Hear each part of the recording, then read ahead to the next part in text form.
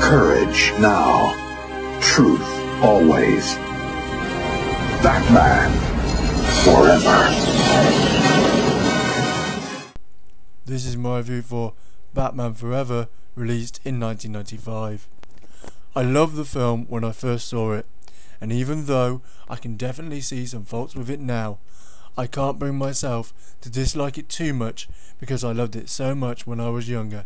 In fact, Batman Forever gets some interesting comments from the fans.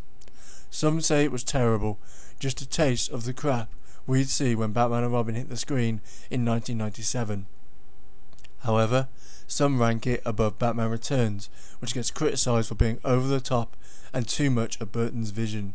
Personally, I'm a huge fan of Batman Returns, and though there's a good chance over a few rewatches The Dark Knight will take the #1 spot as my favourite Batman movie, Batman Returns has been my favourite and a favourite of mine for years. Anyway, back to Batman Forever. What I think Batman Forever has in its favour is that the shift from Burton to Schumacher wasn't that much of a shift.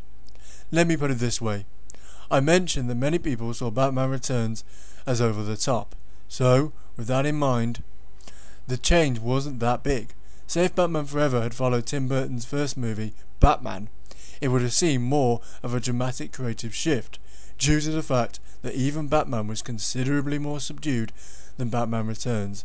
So though Joel Schumacher's Batman is definitely brighter, some of the elements could be found in a Tim Burton production too.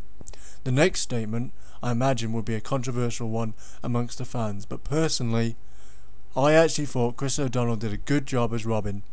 I also thought they gave enough backstory to him and a decent backstory that made sense due to his agility.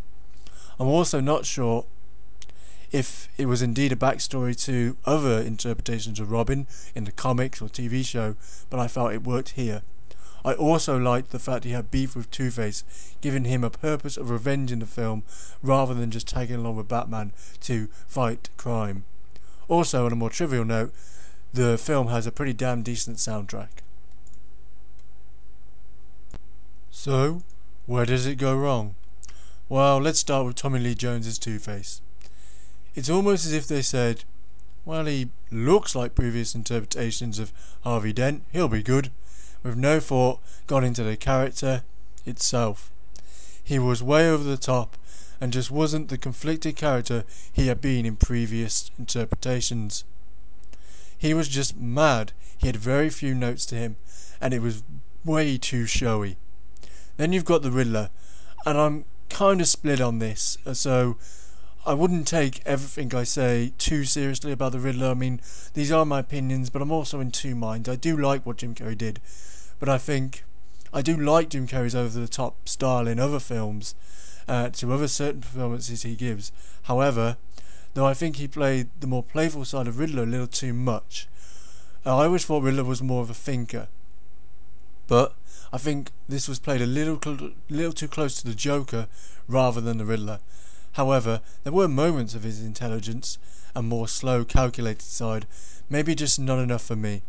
I personally liked the bits before he became the Riddler, perhaps if they'd stayed more on that course than the red-headed, green lycra-wearing approach they eventually went with.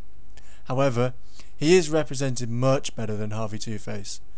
Another aspect that lets this film down is it's the beginning slow of the decline into Batman and Robin, such as a cheesy line here and a cheesy line there. All in all, I think you've got an interesting film here, let down by too much glamour and a need to be commercial. They do go a little bit into Bruce's inner conflict about his parents' death, which I wish was delved into a little more. They go into his understanding of Robin's mindset, which was good, and this film has a lot of good things to it. However, you do have Tommy Lee Jones totally messing up and the need to sell toys. However, this is nothing like the train wreck that was to follow. So I recommend it, just with a few reservations, but it's a fun film that kind of, it's nowhere near as bad as Batman and Robin. This is my brain on the box. Does anybody else feel like a fried egg? I'll have a bit more, thank you. Oh, there's more.